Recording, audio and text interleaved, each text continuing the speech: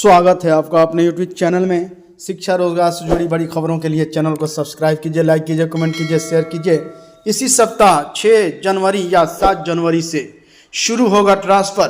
पहले फेज के तहत तय कैटेगरी वाले शिक्षकों का हुआ ट्रांसफर।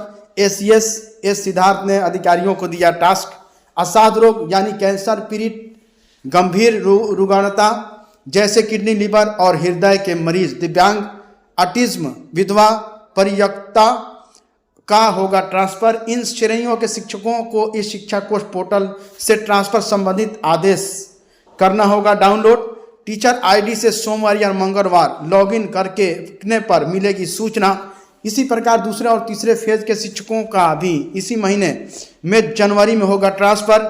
तीनों फेज की प्रक्रिया जनवरी में पूरी होने के बाद कुछ दिनों तक ट्रांसफर प्रक्रिया रह सकती है स्थगित। इंटर व मैट्रिक परीक्षा के बाद फिर शुरू होगी चौथे फेज की ट्रांसफर प्रक्रिया।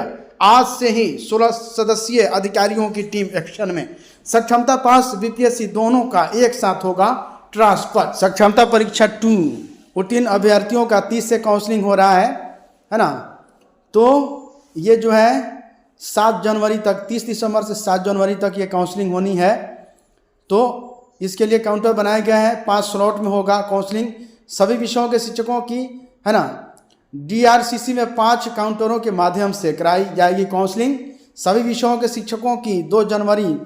तो मूल कोटि के समान शिक्षकों की 3 से 7 जनवरी तक काउंसलिंग होगी। तो आप लोग अपना डॉक्यूमेंट इकट्ठा करके और काउंसलिंग में पहुंच जाइए। स्लॉट आपको मिल जाएगा मैसेज के जरिए और वहां जाकर काउंसलिंग कराना है। मोबाइल रखना है, एंड्रॉयड मोबाइल वाला, जिसमें आपका मैसेज आता हो। आधार कार्ड, पैन कार्ड साथ में रखना है और आपका काउंसलिंग होगा। विशिष्ट शिक्षकों को NPS अकाउंट खुलवाने के लिए किन किन डॉक्यूमेंट की आवश्यकता पड़ेगी यहाँ लिखा जा रहा है। देखिए, नियुक्ति पत्र, है ना, उसके बाद है Aadhaar card, PAN card, bank passbook, mobile number, Aadhaar से लिंक वाला, ईमेल ID, है ना, nominee details, date of birth के साथ, एंड्रॉयड मोबाइल साथ में रखना होगा जिस पर आपको मैसेज आएगा। तो ये विशिष्ट शिक्षक जो सक्षमता फर्स्ट पास हुए थे और विशिष्ट हुए हैं, 1 जनवरी से उनका ज्वाइनिंग 7 जनवरी तक होना था। जो लोग ज्वाइन किए उनको NPS अकाउंट खुलेगा जिसमें उनको पैसा जमा होगा उनका, यानी 10% आपका पेमेंट से कटेगा, 14% सरकार मिलाएगी, यानी कि 10, 11, 12 हज़ार सबको जमा होगा हर महीने। तो उसके लिए NPS अकाउंट खुलेगा जिसमें ये सारे डॉक्यूमेंट आपको लगाना होगा।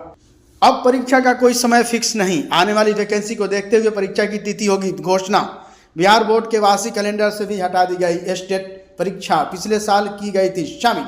अब स्टेट परीक्षा वर्ष में 2 बार नहीं होगी। इस संबंध में बोर्ड के अध्यक्ष आनंद किशोर ने कहा कि अब STT परीक्षा वर्ष में 2 बार नहीं होगी। नई परीक्षा का कोई समय फिक्स होगा। चूंकि युक्त परीक्षा सीधे नौकरी से जुड़ी है और राज्य सरकार के द्वारा आने वाली शिक्षकों की वैकेंसी को देखते हुए इसको कराई जाती है।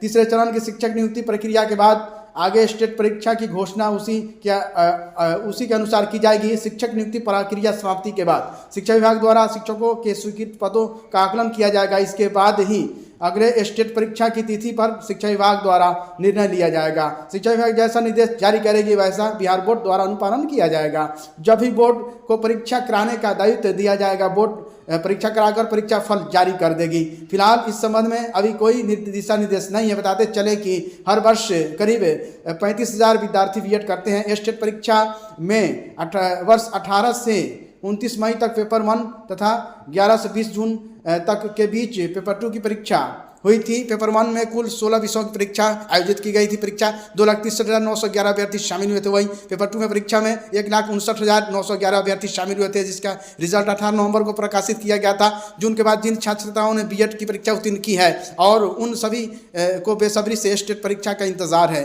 इसके अतिरिक्त भी वैसे भी छात्र जो पहले से BEd कर चुके हैं वे लोग भी इसका इंतजार कर रहे हैं। लेकिन ये वर्ष में अब 2 बार ये परीक्षा नहीं होगी स्टेट की।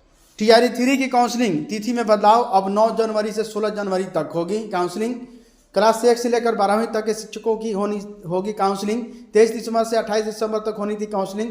जिला आवंटन नहीं होने से फिर से दूसरी बार बढ़ी काउंसलिंग की तिथि न्यूज़ 18 ने पहले ही इसके बारे में बता चुका था। बीपीएससी को जिला आवंटन की सौंपी गई थी जिम्मेदारी। प्राथमिक शिक्षा निदेशक पंकज कुमार ने जारी किया शेड्यूल। यूजीसी नेट शहर की जानकारी। नेशनल टेस्टिंग एजेंसी एनटीए ने यूजीसी नेट 2024 दिसंबर सत्र की परीक्षा के लिए सिटी इंटीमेशन स्लिप जारी कर दिया है। इस परीक्षा में शामिल होने वाले उम्मीदवार ऑफिशियल वेबसाइट से सिटी इंटीमेशन स्लिप डाउनलोड कर सकते हैं। उम्मीदवार को अपने आवेदन संख्या और जन्म तिथि का उपयोग कर सिटी इंटीमेशन स्लिप डाउनलोड करना होगा। 3 जनवरी से 16 जनवरी तक विभिन्न शहरों में कंप्यूटर आधारित टेस्ट मोड में 85 विषयों के लिए यूजीसी नेट दिसंबर 2024 से परीक्षा आयोजित करेगा। Thank you friends. शिक्षा रोजगार से जुड़ी बड़ी खबरों के लिए चैनल को सब्सक्राइब कीजिए, लाइक कीजिए, कमेंट कीजिए, शेयर कीजिए।